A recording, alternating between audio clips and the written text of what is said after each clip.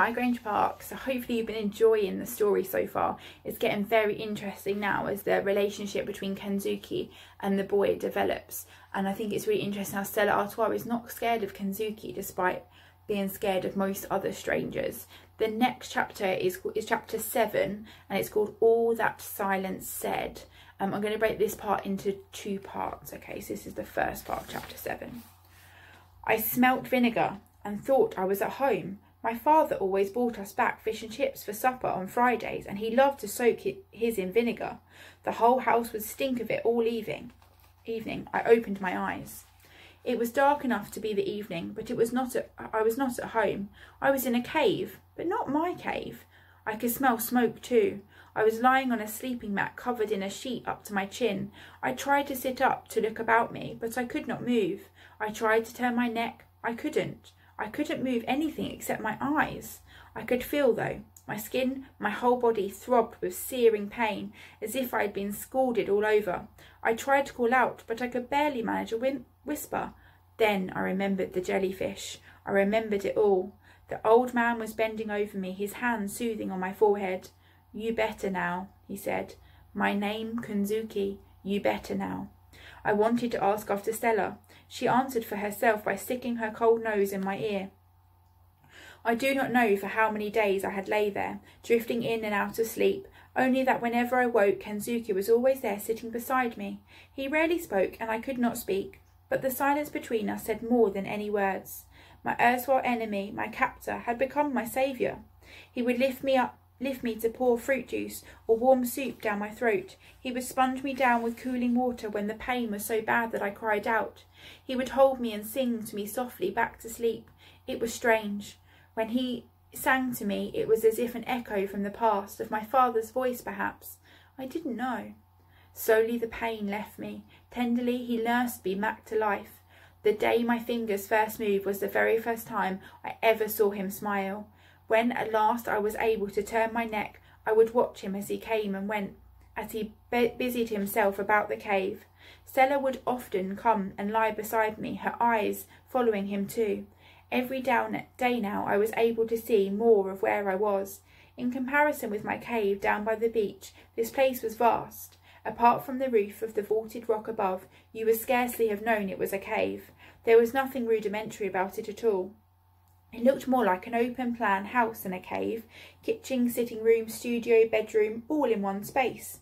He cooked over a small fire which smoked continuously at the back of the cave, the smoke rising through a small cleft high in the rocks above.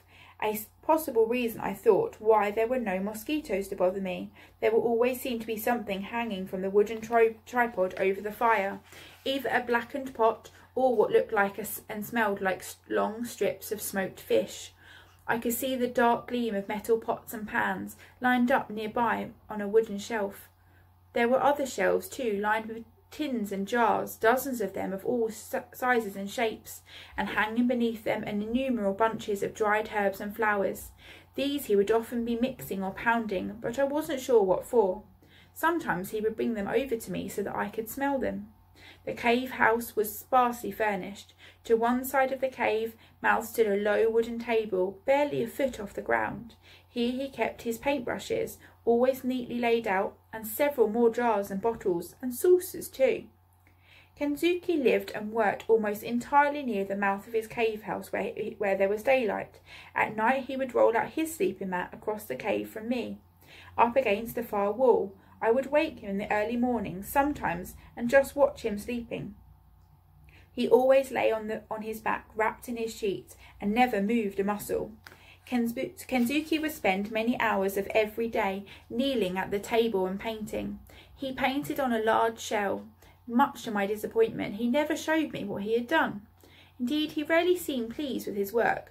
Just for as soon as he had finished, he would usually wash off what he had done and start again. On the far side of the cave mouth was a long workbench, and, hanging up above it, an array of tools, saws, hammers, chisels, and all sorts. And beyond the workbench were 3 large wooden chests in which he would frequently rummage around for a shell, perhaps, or a clean sheet. We had clean sheets every night. Inside the cave he wore a wraparound dressing gown, a kimono as I later knew it to be. He kept the cave house immaculately clean, sweeping it down once a day at least. There was a large bowl of water just inside the cave mouth.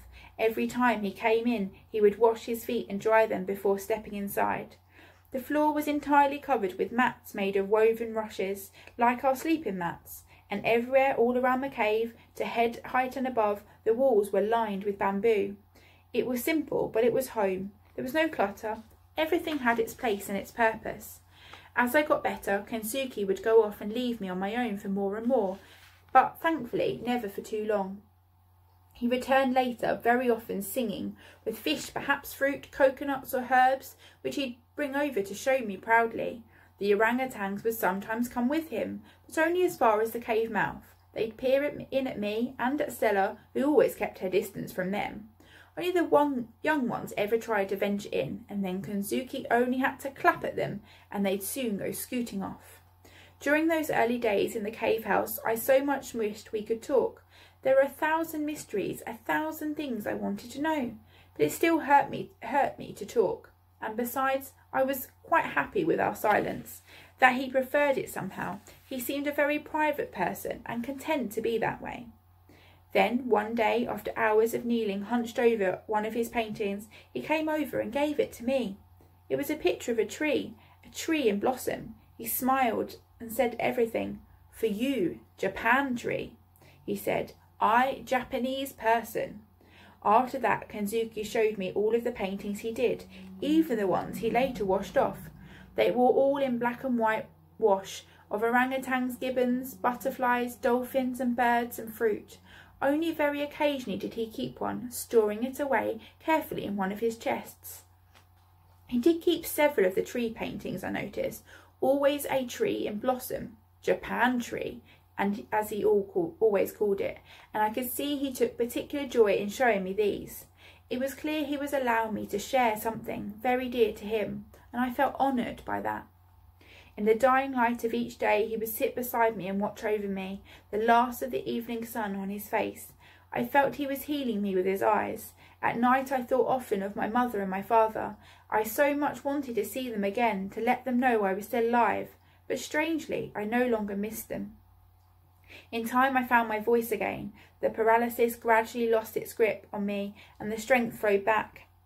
Now I could go out with Kensuke whenever he invited me, and he often did. To begin with, I would squat on the beach with Stella and watch him spearfishing in the shallows. So still he stood, and his strike was lightning fast. Then, one day, he made me my own spear. I was to fish with him. He taught me where the bigger fish were, where the octopus hid under the rocks, how to stand still as a heron and wait, spear poised just above the water, my shadow falling behind me so that the fish were not frightened away. I tell you, spearing a fish for the first time was like scoring the winning goal for the mudlarks back home, just about the best feeling in the world. I'm going to pause there in that chapter. So how do you think the boy is feeling now? Because he's saying he doesn't miss his family so much anymore. Why do you think this might be? And how do you think he feels about Kensuke helping him so much? Look forward to part 2.